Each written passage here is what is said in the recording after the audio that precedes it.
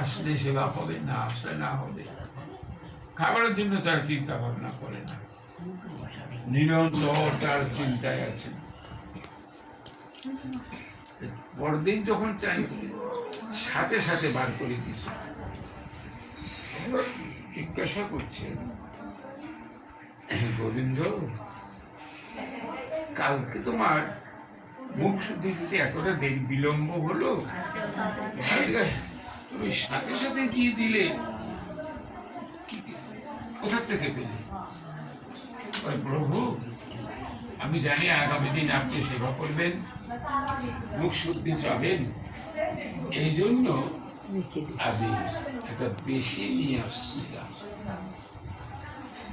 গোবিন্দ, আমার সাথে আসছো তুমি, এখন তোমার সঞ্চয় প্রবৃত্তি যায় নাই, তুমি আমার সাথে যেতে পারবে না।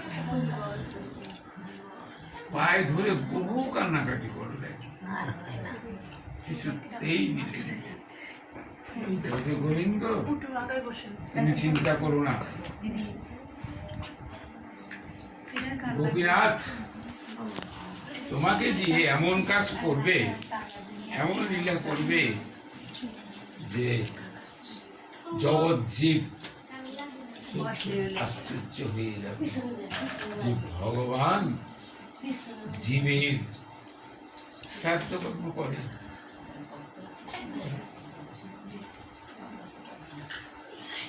কি করে তুমি এখানেই থাকো, আমি যাচ্ছি। তো ওখান থেকে একটু কিছু দূরে শ্মশান একটা আছে, আমি গেছি সেখানে, 2-3 বার গেছি। বহু লোক যায় চৈত্র মাসে একাদশী দিন, ওইখানে ভোগ হয়, চিরা ভোগ হয়, একাদশীর দিন নিয়ম। উনি ভোগ দিছে, ভগবানকে চিরা ভোগ দিচ্ছে। ভালো, যারা ভাবেন আমি ভোগ নেব না, তারা সেই ভক্তির কাছে দেখবেনও না, যাবেনও না, তাইলে তো হল। লীলা জগৎ তো লীলা, লীলাকে লীলার ভাববেন। ওখানে যদি তত্ত্ব নিয়ে আসি তাহলে আর হবে না, তাহলে আর লীলার সাথে। আমি বলছি ভগবান করেন, এই কথাটা বলছি। যার কেউ নেই, তিনি যদি ভগবানকে সেইভাবে পুত্র রূপে, মা যশোদা যেমন গোপালকে প্রতিপালন করছেন বাৎসল্য রসে, আপনারা হয়তো অনেকেই গোপাল সেবা করেন।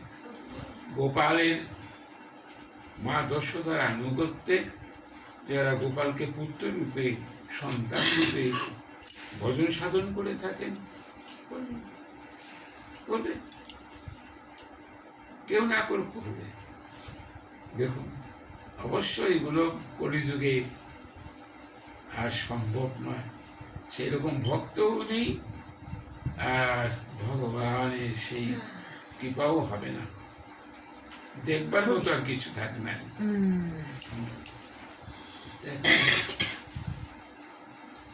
তুমি এখানে বসে থাকো, দেখবে একটা কাঠ আসবে, এই কাঠটা তুমি উপরে উঠিয়ে রাখবে।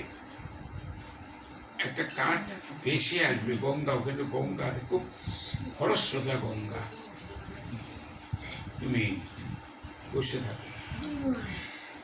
মহাপ্রভু বলছেন, বসে আছেন, একদিন দেখছেন একটা পুরা কাঠ, কালো কাঠ ভেসে আসবে, ভাবছে শ্মশানে পড়িয়েছে হয়তো পোড়া কাঠ, কাছে এসে যখন ঢুকছে এটা উপরে ফেলে রেখেছে। যাই হোক,